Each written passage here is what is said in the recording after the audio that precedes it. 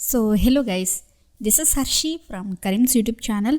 So in this video I just want to explain you how to make Google Assistant pronounce your name correctly. So for that, firstly you need to open your settings and search for Assistant settings, and you will find this option and press on it.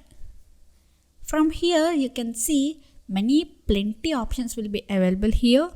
Just scroll down to the bottom of this window, then you will find a option called basic info. Alright, so just tap on it, and here you can see nickname. Just press it, and here you need to enter your nickname.